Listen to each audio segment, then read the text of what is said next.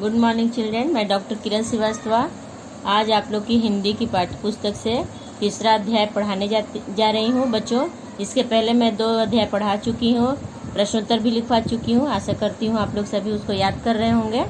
तो चलिए आज हम लोग तीसरा अध्याय पढ़ते हैं, समय का मूल्य समझो। इस पाठ में इंग्लैंड के प्रसिद्ध लेखक अर्नेस्ट के बचपन की एक घटना का उल्लेख कर समय का मूल्य समझाया गया है।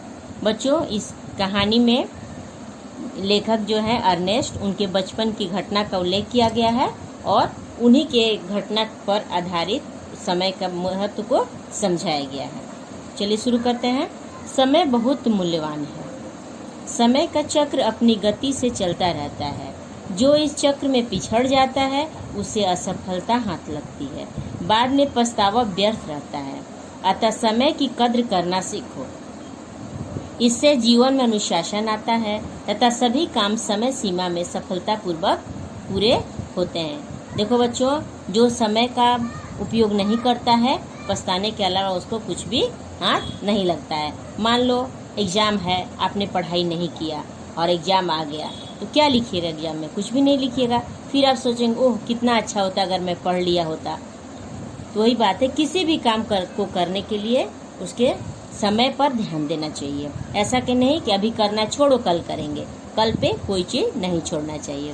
समय का मूल्य समझाने के लिए तुम्हें एक कहानी सुनाते हैं। इंग्लैंड के एक प्रसिद्ध स्कूल में एक विद्यार्थी पढ़ता था जिसका नाम था अर्नेस्ट। वो बहुत प्रतिभाशाली विद्यार्थी माना जाता था क्योंकि उसका मस्तिष्क बहुत तेज गति से चलता था।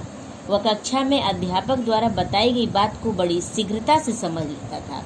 उसकी रचनात्मक शक्ति भी बहुत अच्छी थी। कहानी लेखन में तो उसे दक्षता प्राप्त थी।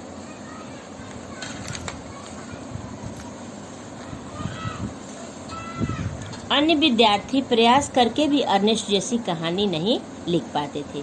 एक बार की बात है, स्कूल में कहानी लेखन प्रतियोगिता आयोजन की गई। सभी विद्यार्थियों को कहानी का विषय बता दिया गया था, टॉपिक बता दिया गया कि आपको क्या प्रतियोगिता में लिखना है और उन्हें उस विषय पर कहानी लिखने के लिए 1 महीने का समय दिया गया और बच्चों को 1 महीने का समय भी दिया गया कि जो टॉपिक आपको दिया गया है उस पर आप लोग 1 महीने का समय दिया जा रहा है, आप लोग लिखिए। प्रतियोगिता में भाग लेने के इच्छुक विद्यार्थी कहानी लिखने में जुट गए। इस प्रतियोगिता में अर्नेस्ट भी एक प्रतिभागी थे। जो अर्नेस्ट थे वो भी इसमें भाग लिए थे। अतः अधिकांश शिक्षकों और विद्यार्थियों को आशा थी कि यह पुरस्कार अर्नेस्ट को ही मिलेगा, क्योंकि ये तो बच्चों को पता था कि अर्नेस्ट बहुत ही अच्छा स्टूडेंट है, इसलिए पुरस्कार तो उसे ही मिलेगा। अर्नेस्ट के लिए कहानी लिखना बाएं हाथ का खेल था और अर्नेस्ट के लिए कुछ भी था ही नहीं उसके लिए, वो तो कहानी आराम से वो लिख सकता था। अर्नेस्ट को अपने ऊपर बहुत ही अधिक आत्मविश्वास था। वह कुछ लापरवाह होता जा रहा था। कहानी लेखन के बारे में उसने सोचा, लिख लेंगे, अभी तो बहुत समय पड़ा है, थोड़े दिन मौज मस्ती कर लें। अर्नेस्ट इधर उधर घूमता रहा। समय बीतता जा रहा था। अन्य विद्यार्थी अपनी लिखी कहानी को काट छांट कर संवारने में काम में जुटे थे, पर अर्नेस्ट जो था एकदम लापरवाह हो गया। तो सोचा कि हम तो कहानी लिख ही लेंगे, उसमें क्या करना है, पढ़ने की कोई आवश्यकता नहीं है, लिखने की कोई आवश्यकता नहीं है। धीरे धीरे महीने के 28 दिन बीत गए। अन्य विद्यार्थियों ने अपनी अपनी कहानियां स्कूल में जमा करवा दी। अब अर्नेस्ट को होश आया। उसने जल्दबाजी में एक कहानी लिखी और बिना संशोधन किए स्कूल में जमा करवा दी। लापरवाही करते करते अर्नेस्ट को 28 दिन बच्चों बीत गया। उसने कुछ भी नहीं किया। दूसरे बच्चे अपना कहानी लिख के और जमा भी कर दिए। फिर अर्नेस्ट जल्दबाजी में कहानी लिखा, बिना पढ़े बिना समझे उसको स्कूल में जमा करवा दिया। सभी कहानियों को निर्णायक मंडल ने ध्यानपूर्वक पढ़ा। एक कहानी को पुरस्कार के लिए छांट लिया गया। अगले दिन सर्वश्रेष्ठ कहानी को पुरस्कार देने की घोषणा की गई। कहानी जो बच्चे जमा किया तो उसमें एक छांट लिया गया, निर्णायक मंडल ने उसे छांट लिया और उसको पुरस्कार देने के लिए घोषणा भी कर दी गई। सभी को पूरा विश्वास था कि इस बार भी प्रथम पुरस्कार अर्नेस्ट को ही मिलेगा। सभी बच्चों को लग रहा था कि अर्नेस्ट तो बहुत अच्छा विद्यार्थी है, इसलिए पुरस्कार उसे ही मिलेगा। कई विद्यार्थी तो उसे अग्रिम बधाई तक दे चुके थे और बहुत बच्चे उसे पहले ही बधाई दे चुके थे। अगले दिन स्कूल का हाल खचाखच भरा था। सभी लोग उत्सुकता से निर्णय की घोषणा होने की प्रतीक्षा कर रहे थे।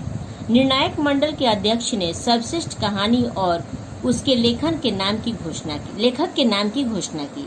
लेखक का नाम सुनकर सभी दंग रह गए। वह अर्नेस्ट नहीं था, बल्कि कोई और दूसरा छात्र था। उसे मंच पर बुलाया गया। यह सब देख सुनकर अर्नेस्ट को बहुत धक्का लगा। उसे लगा जैसे किसी ने उसे आसमान से गिराकर फर्श पर पटक दिया हो।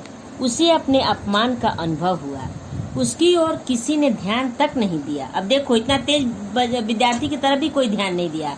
ध्यान कहाँ दे रहे हैं बच्चे? जो कि विजेता हुआ था। सभी विद्यार्थी विजेता छात्र को बधाई दे रहे थे तथा उसकी प्रशंसा कर रहे थे।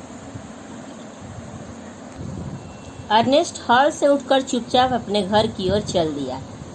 उस समय उसका चेहरा पीला पड़ा हुआ था। उसकी बड़ी बहन की नज़र उस पर पड़ी। वह सब कुछ समझ गई। अर्नेस्ट को तो कुछ पुरस्कार मिला नहीं, क्योंकि उसने तो लिखा ही नहीं था सही, और वह अपने घर चुपचाप चला गया। उसकी बहन बोली, भाई अर्नेस्ट, तेरा चेहरा तेरी कहानी कह रहा है। तेरी आंखों के आंसू बता रहे हैं कि सर्वश्रेष्ठ कहानी का पुरस्कार तुझे नहीं मिला है। उसकी जो बहन थी वो कहती कि तुम्हारी आंखों को देखकर लग रहा है कि तुम्हें पुरस्कार नहीं मिला। अर्नेस्ट चुप रहा। क्या बोलता? चुप था। बहन ने सांत्वना देते हुए कहा, मुझे पहले ही पता था कि ऐसा ही होने वाला है। याद रखो, जो व्यक्ति समय की कद्र नहीं करता, समय भी उसकी कद्र नहीं करता। बहन उसकी समझा रही है अपने भाई को कि जो व्यक्ति समय का कद्र नहीं करता और समय भी उसका कद्र नहीं करता। यदि तुमने समय पर कहानी लिखना शुरू किया होता तो तुम्हें उसे काट छांट कर संवारने के लिए काफी समय मिल जाता। तुमने काफी समय बर्बाद कर दिया। 1 महीने के काम को 2 दिन में करने की कोशिश की। परिणाम तुम्हारे सामने है। बहन बोली कि देखो, जो तुमने गलती की है उसका परिणाम तुम्हारे सामने है। अर्नेस्ट कुछ नहीं बोला। सब चुपचाप खड़ा सुनता रहा। उसे अपनी भूल का एहसास हो चुका था। बहन ने उससे हिम्मत दिलाते हुए समझाया, अर्नेस्ट, हमेशा याद रखना कि समय का एक एक पल कीमती होता है। समय के हर पल का मूल्य समझो। आज तुम्हें जो असफलता मिली है उससे शिक्षा लो। अब भविष्य में कभी इस तरह की भूल फिर मत करना। उसकी बहन उसको समझाती है, उसकी बड़ी बहन समझाती है अर्नेस्ट को कि देखो, अब इस तरह की गलती तुम नहीं करना अपने जीवन में। बड़ी बहन की इस सीख ने अर्नेस्ट की आंखें खोल दी। वह समय की कद्र करने लगा। अर्नेस्ट संभल गया और वो समय की कद्र करने लगा। बच्चों, यही अर्नेस्ट आगे चलकर विश्व प्रसिद्ध लेखक बना।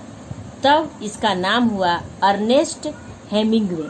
उसे नोबेल पुरस्कार से सम्मानित किया गया। यह पुरस्कार विश्व का सबसे बड़ा और प्रतिष्ठित पुरस्कार है। बच्चों, मैंने पूरी कहानी आप लोगों को समझा दी और आशा करती हूँ कि फिर आप लोग इसको पढ़िएगा और खुद भी समझने का कोशिश कीजिएगा। अगले वीडियो में मैं आपको इसका प्रश्नोत्तर जो है उसके बारे में बताऊंगी, और जो भी इसमें दिया गया है सही करना और ये शब्द बनाओ, ये सब वचन बदलो, ये सब अगले वीडियो में बताऊंगी। धन्यवाद।